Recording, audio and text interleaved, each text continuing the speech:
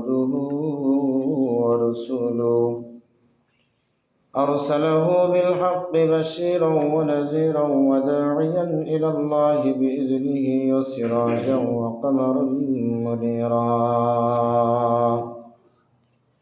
أما بعد، وقد قال الله تعالى في كلامه المجيد والفرقانه الحميد: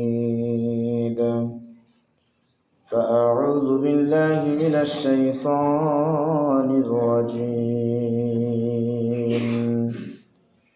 بسم الله الرحمن الرحيم. والذين ينفقون أموالهم رئاء الناس ولا يؤمنون بالله ولا باليوم الآخر ومن يكن الشيطان له قرينا فساء قرينا. وماذا عليهم لو آمنوا بالله واليوم الآخر وأنفقوا مما رزقهم الله وكان الله بهم عليما. إن الله لا يظلم مثقال ذرة وإن تك حسنة يضاعفها ويؤت من لدنه أجرا عظيما. وقال النبي صلى الله عليه وسلم: غضبت رحمتي على غضبي.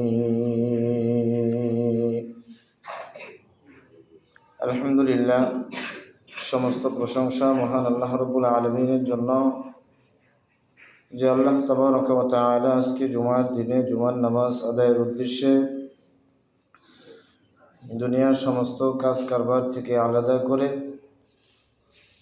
আল্লাহ তাআলার রেজামন্দি হাসিলের জন্য,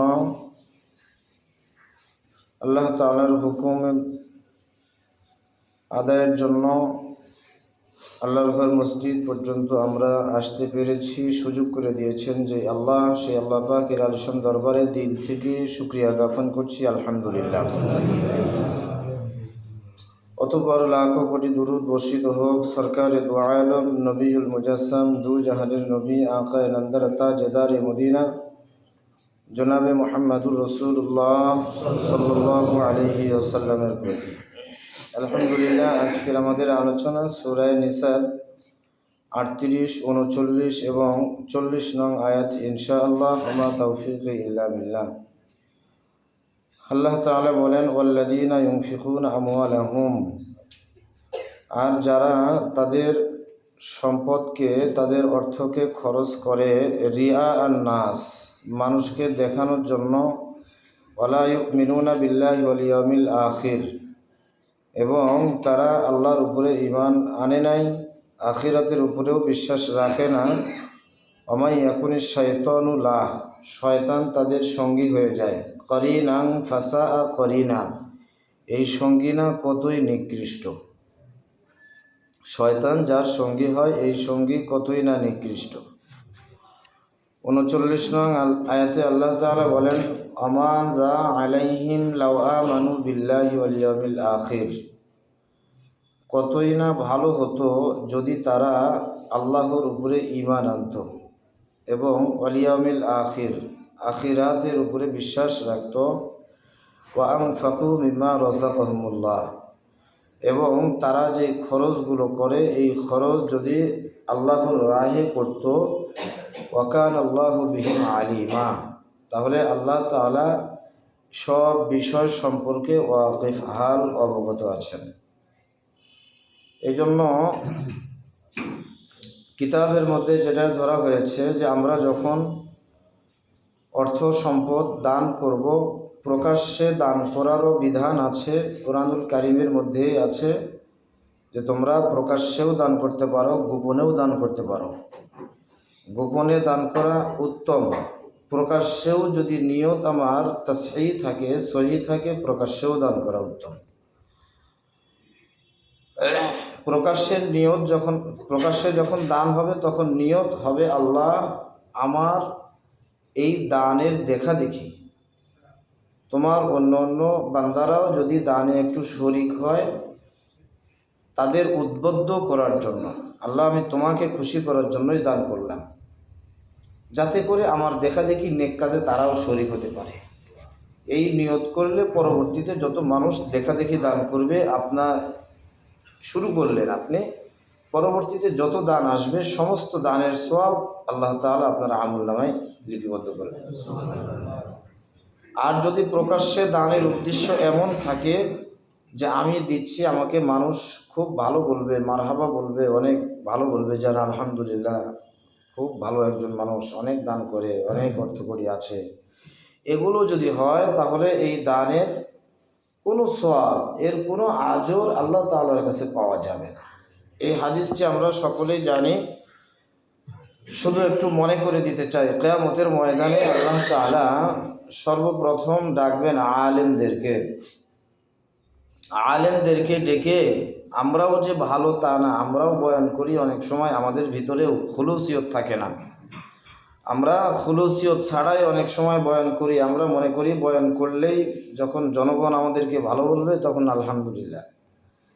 এরকম যদি আমাদের উদ্দেশ্য থাকে তাহলে আমাদের এই ইসলাম প্রচারও কোনো সওয়াব হবে না।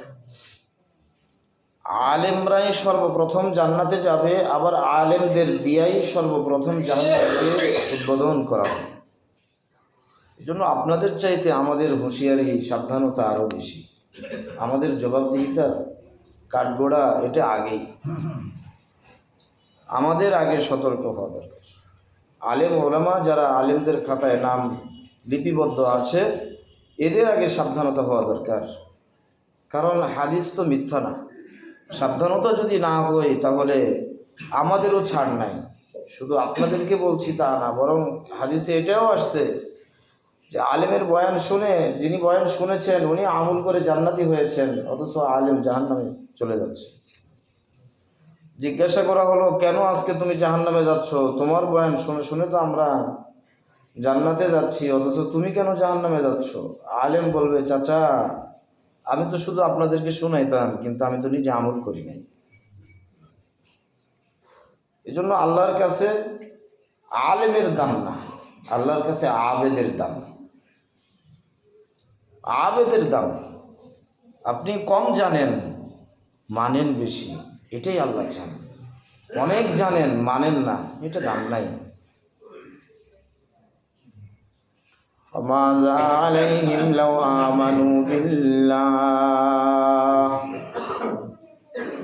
আল্লাহ তাআলা বলেন তারা এরা কত ভালো যারা আমি আল্লাহ রাব্বুল আলামিনের উপরে ঈমান আনয়ন করেছে। ঈমান যারা আনয়ন করেছে বাবা,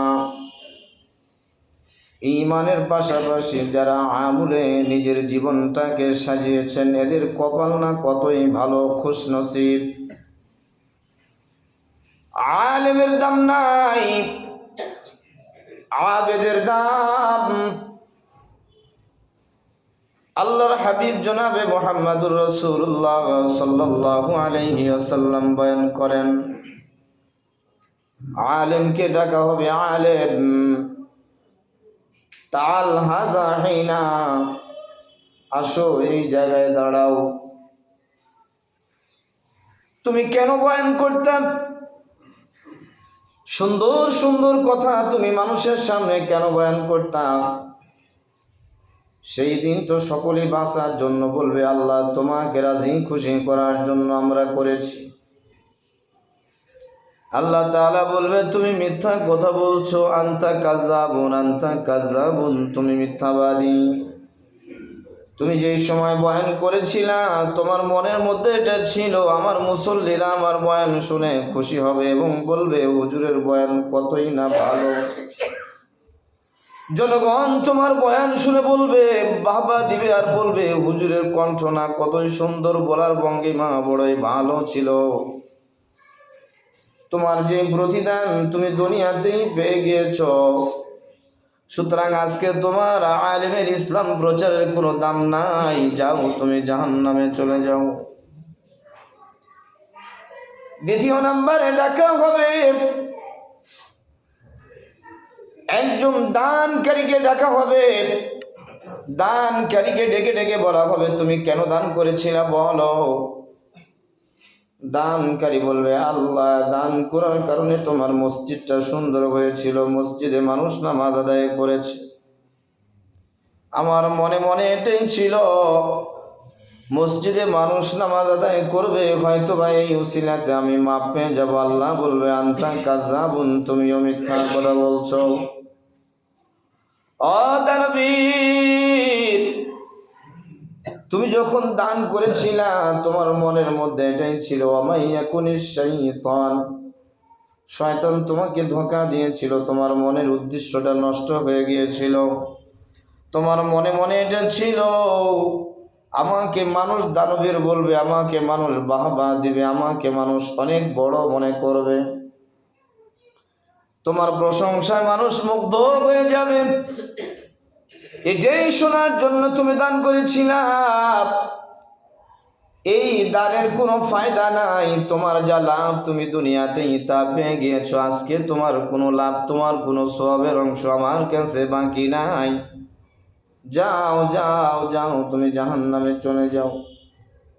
আল্লাহর নবী বলেন, তৃতীয় নম্বরে একজন শহীদকে ডাকা হবে। শহীদ আসবে কাঠগড়ায় দাঁড়। আল্লাহ তাআলা জিজ্ঞাবেন, তুমি কেন শহীদ হইলা? নিজের জীবনের মায়া ত্যাগ করে তুমি কেন নিজের জীবনকে বিসর্জন করে দিলা?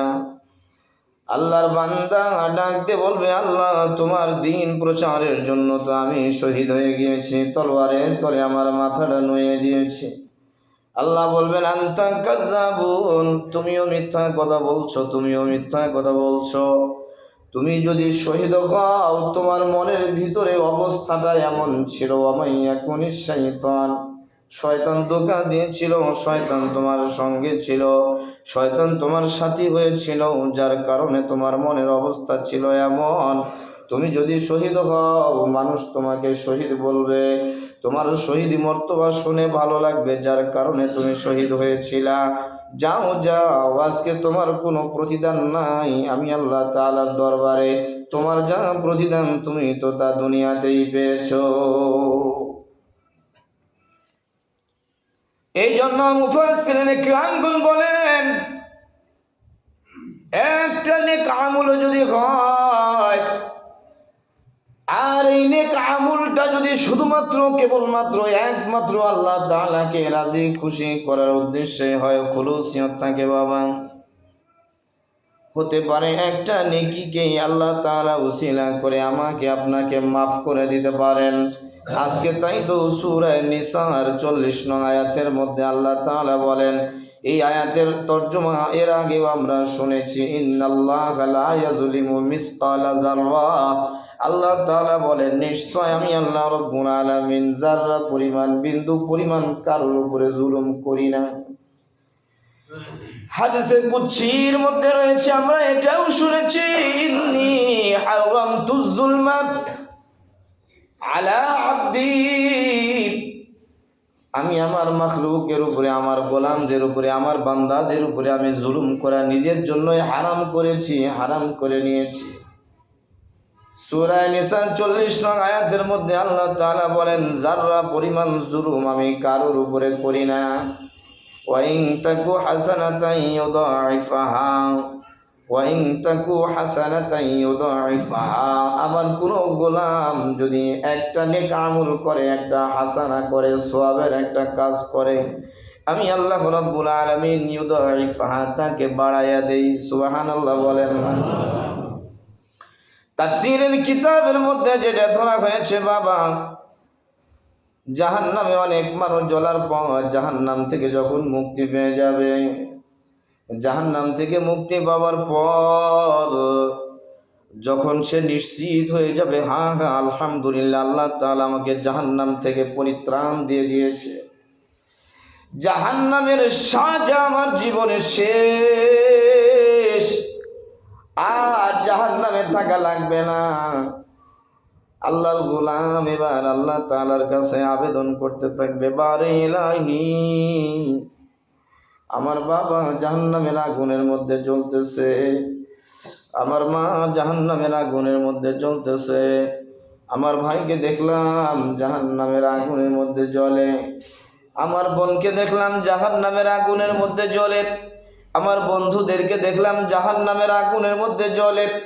ও আল্লাহ, প্রতিবেশী যাদেরকে আমি দেখলাম জাহান্নামের আগুনের মধ্যে আমিও সহ জ্বলতেছিলাম, আল্লাহ তুমি আমাকে মাফ করে দিলা। অথচ আমার প্রতিবেশীরাও তো দেখেছি আমার সঙ্গে একই কাতারে নামাজ আদায় করেছে, একই মসজিদে নামাজ আদায় করেছে। আল্লাহ, তাদের কি মাফ হবে না? আল্লাহ তুমি দয়া করে যেমনি ভাবে আমাকে মাফ করে দিলা, আল্লাহ আমার খাতিরে আল্লাহ তুমি তাদেরকেও মাফ করে দাও। হাদিসের মধ্যে আল্লাহর নবী বলেন, জাহান্নামে যারা জ্বলতেছিল তাদের জন্য নবীরা পর্যন্ত মাপ চাইতে থাকবে, ফেরেশতারা পর্যন্ত মাপ চাইতে থাকবে। এই ইমানদার যার ভিতরে যারা পরিমাণ ইমান ছিল, সে জাহান্নামের সাজা খেটে আল্লাহর কাছে যখন তার নিজের গুনাহগুলো জ্বলে পুড়ে ছাই হয়ে গিয়েছে, এখন সে নিষ্পাপ হয়েছে, এই বান্দা যখন আল্লাহর কাছে মাপ চাইবে, আল্লাহ যাদেরকে আমি একই সঙ্গে নিয়ে মসজিদে নামাজ আদায় করেছি, আল্লাহ তুমি তাদেরকেও মাফ করে দাও। আল্লাহর নবী বলেন আল্লাহ তাআলা তাদেরকেও মাফ করে দিবে। وَإِن تَكُ حَسَنَةً يُضَاعِفْهَا, একটা নেক আমল বান্দাদেরকে জান্নাতি বানায় দিতে পারে। হযরত আমর ইবনুল আস রাদিয়াল্লাহু তাআলা আনহু থেকে বর্ণিত, তিনি বলেন আল্লাহর নবী বলেছেন, আল্লাহ তাআলা কিয়ামতের ময়দানে এক বান্দাকে ডাকবে, আয় বান্দার সামনে আয়, কাঠগড়ায় দাঁড়া।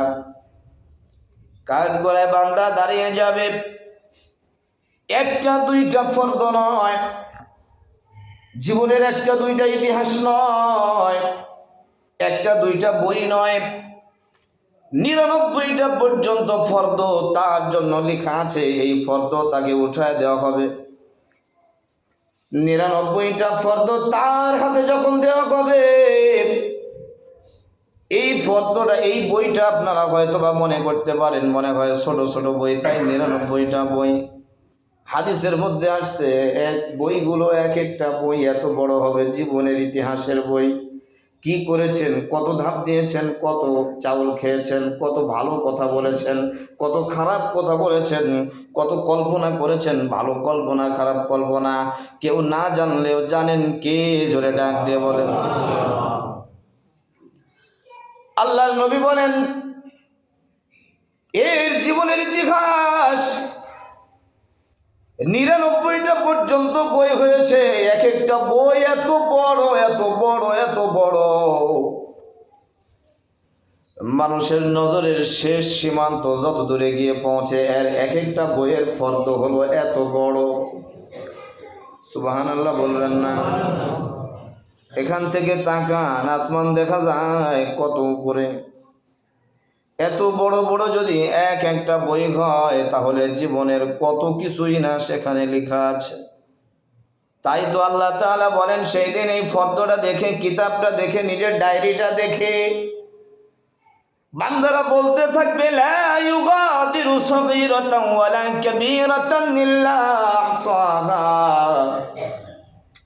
ও মালিক, এটা কেমন বই দেখছি, এখানে ছোটটাও লেখা আছে, বড়টাও লেখা আছে, কল্পনাতেও যেটা ছিল এটাও তুমি লিপিবদ্ধ করে দিয়েছ, একটাও এদিক ওদিক নাই। আল্লাহ তাআলা বলবে, গোলাম দেখ দেখ, 99টা বই তোকে আমি দিলাম, ফর্দ তোকে আমি দিলাম, দেখ তো, দেখ, তাকায়া দেখ, এর মধ্যে তোর পুরো কি কোনো জুলুম করা হয়েছে? যেহেতু আমি লিখি নাই, লিখেছেন কে জোরে বলেন? আল্লাহ লিখছে। আপনারা কি ঘুমাইতেছেন? কে লিখেছে? কিরামান কাতিবিন, দুইজন ফেরেশতা দুই কাঁধের মধ্যে আছে। যদি আমি আপনি দেখতে পাই না, দেখার মতো চোখ নাই, এটা চোখটা বন্ধ হলে, নিঃশ্বাসটা বন্ধ হলে, জগৎটা ট্রান্সফার হলেই দেখা যাবে। এই দুইজন ফেরেশতা লিখছে, এটা তো আল্লাহ তাআলা লিখে নাই। বান্দাকে বলবে, গোলাম আনা লা আকতুবু, আমি তো এটা লিখি নাই, এই ফরদ লিখেছে আমার ফেরেশতা, আমার নিযুক্ত ফেরেশতা। তুই একটু তাকায় দেখ, একটু চেক করে দেখ যে এর মধ্যে কোনো কম বেশি আছে কিনা, তোর উপরে আমার ফেরেশতারা জুলুম করেছে কিনা, একটু তাকায় দেখ। আর একটা বের কর। যদি তোর কাছে মনে হয় এটা বাড়তি লেখা হয়েছে, এতটুকু কাজ আমি করি নাই, তাহলে সেটা আমার কাছে দেখায় দে। বান্দা এবার একটার পর একটা পৃষ্ঠা উল্টাইতে থাকবে বাবা, একটার পরে একটা পৃষ্ঠা উল্টাবে। বই কি ছোট? জোরে বলেন ছোট? ছোট নয়। 99টা বই যখন শেষ হয়ে যাবে, আল্লাহকে ডাক দিয়ে বলবে, আল্লাহ, এর মধ্যে বিন্দু মাত্র এই দিকে ওই দিকে হয় নাই, যা এখানে লেখা আছে সবগুলো সত্য। আল্লাহর নবী কন, এই বান্দার আমল নামায় কিছু ছিল না, একটা আমলও ছিল না, একটা নেকিও ছিল না। আল্লাহ তাআলা ডাক দিয়ে বলবে, গোলাম, আল্লাহ তাআলার কুদরতি হাত থেকে একটা কাগজ বের করে দিয়ে বলবে, তিফ, এই যে নাও, এই জায়গায় একটু সামনের দিকে আসো, কাগজটা নাও। কাগজটা বান্দা হাতের মধ্যে নিয়ে দেখবে কাগজে লেখা আছে, আশহাদু আল্লা ইলাহা ইল্লাল্লাহু ওয়া আশহাদু আন্না মুহাম্মাদান আবদুহু ওয়া রাসূলুহু। কাগজটা লেখা আছে। বান্দা বলবে, মাওলা কি করব? আল্লাহ বলবে, বান্দা, কোনদিন তোকে আমি মসজিদে দেখলাম না, রোজার বিধান দিয়েছিলাম, কোনদিন তোকে আমি রোজাদার হিসাবে পেলাম না। এই হাদিসটা শুনে আবার আপনারা নামাজ পড়ে বাদ দিয়ে দিয়েন না যে হুজুর নামাজ পড়ান লাগবে না, রোজা রাখাও লাগবে না, এমনটি আবার মনে করিয়েন না। হাদিসটি বলা হইতেছে, ওয়াইন তাকু হাসানাতান ইউদাইফহা, একটা নেক আমল যদি আল্লাহর কাছে পছন্দ হয়ে যায়, হতে পারে একটা উসিলায় আল্লাহ তাআলা মাফ করে দিতেও। আপনি হয়তোবা মনে করলেন, হুজুর 55 বছর পর্যন্ত নামাজ আদায় করলাম, এর মধ্যে কি একদিনও হবে না? নাও হতে পারে। বলতে পারেন, হুজুর লাখবার আমি তাসবিহ নিয়ে সুবহানাল্লাহ পড়েছি, হতে পারে একবারও সুবহানাল্লাহ আল্লাহর কাছে পছন্দ হয়। তাহলে কি করবেন? আল্লাহর বান্দা নামাজ পড়ে নাই, রোজা রাখে নাই, হজ করে নাই, যাকাত দেয় নাই, কিন্তু একবার জীবনে কালিমা পড়েছিল, লা ইলাহা ইল্লাল্লাহু মুহাম্মাদুর রাসূলুল্লাহ, এতটুকু আল্লাহর কাছে এত পছন্দ হয়েছে। আল্লাহর নবী বলেন, আল্লাহর বান্দাকে যখন কাগজ দেওয়া হবে, বান্দা বলবে, আল্লাহ, আমার জীবনের যত বড় বড় ফরদ, একটা ফরদ হলে আমি মেনে নিতে পারতাম, 99টা ফরদ মওত পর্যন্ত এত গুনাহ করেছি, মাপ পাওয়ার তো কোনো আশাই আমি করতে পারি না। আল্লাহ বান্দার দিকে তাকায়া মুসকে হাসি দিয়ে বলবে, গোলাম, যখন তোর আমল নামা ফেরেশতারা মাফ করতে থাকবে, এই কাগজখানা তোর কাছে দিলাম, তুই দাঁড়ির অপর পাল্লায় দিয়ে দিবি। এক পাল্লায় তোর 99টা ফরদ ওজন হবে, অপর পাল্লায় কাগজটা দিয়ে দিবি। বান্দা এবার হতাশ হয়ে যাবে, হায় হায়, এত বড় ফরদের কাছে কি ছোট্ট একটা টুকরা কখনো সামঞ্জস্য হতে পারে? এটা কিভাবে সম্ভব? কিন্তু এরপরেও বান্দার মনের মধ্যে একটা চিন্তা থাকবে, যেহেতু দিয়েছেন আল্লাহ, হতেও পারে এটা ভারী। সুবহানাল্লাহ বলবেন না? না আপনাদের কাছে কিছুই মনে হইতেছে না? বান্দার মনের ভিতরে এতটুকু ধারণা, যদি আমার গুনাহ অনেক বেশি, আল্লাহর নবী হাদিসের মধ্যে বলেছেন, গলাবাত রহমতি আলা গদাবি, আল্লাহ তাআলা হাদিসে কুদসির মধ্যে বলেন, আমার গজবের চাইতে আমার রহমতের প্রাধান্যতা 1 গুণে বেশি নয়, বরং এত গুণে বেশি, এটা বান্দা তোমরা বুঝবা না। সুবহানাল্লাহ বলেন না?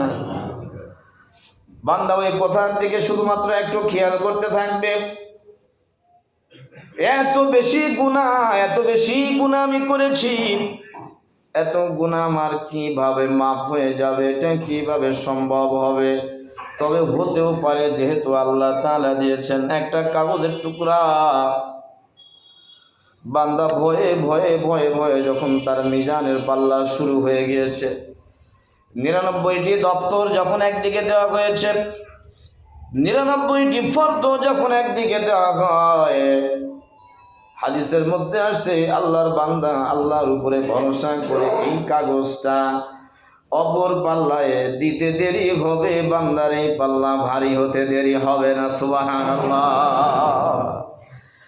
আল্লাহর নবী বলেন, ওয়া ইন তাকু হাসানাতান ইউদাইফাহা ওয়া ইউতি মিন লাদুনহু আজরান আযীমা।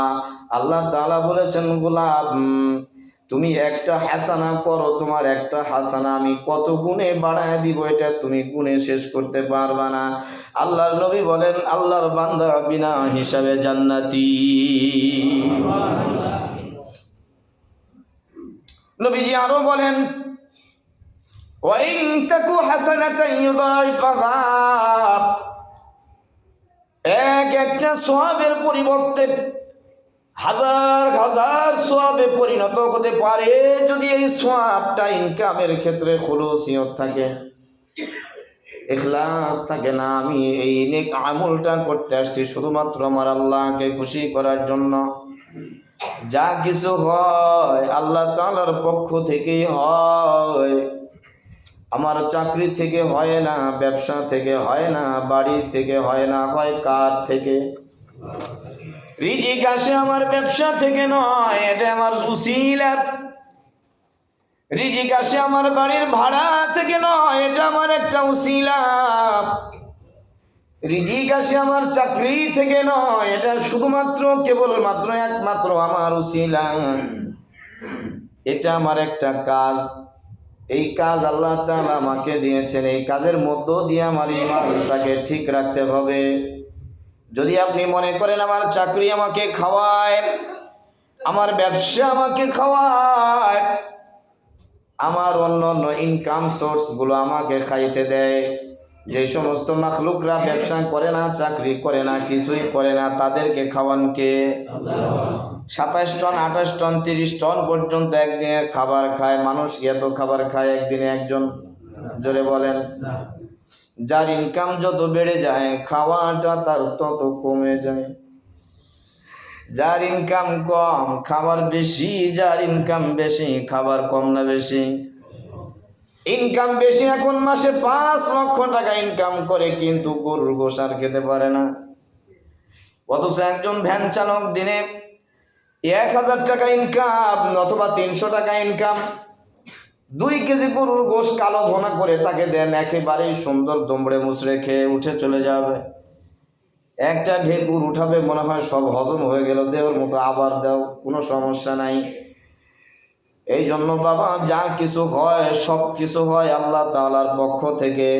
দুনিয়াতে যা কিছু হইতেছে এটাকে কোনো মাধ্যম বানানো যাবে না, বরং যা কিছু হবে আল্লাহর কাছ থেকে হবে। আমার ভালো মন্দ সব কিছু আল্লাহর হাতে।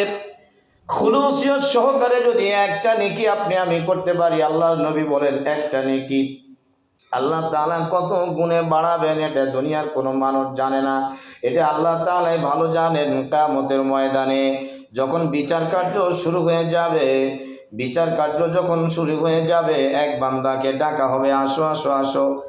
ফেরেশতা এক ঘোষণা করতে থাকবে, আসো আসো আসো, সকলে আজকে একত্রিত হও।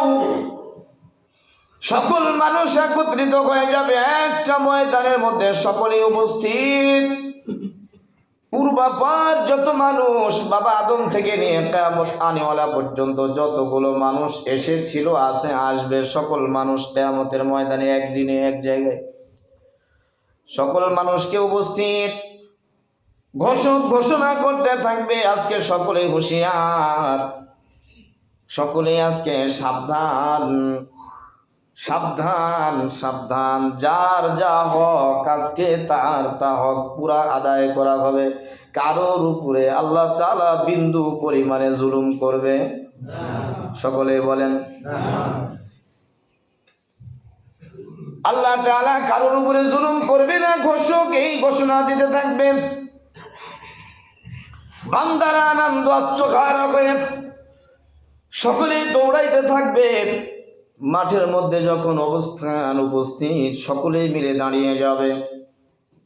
কিয়ামতের ময়দানে এইরকম হবে না।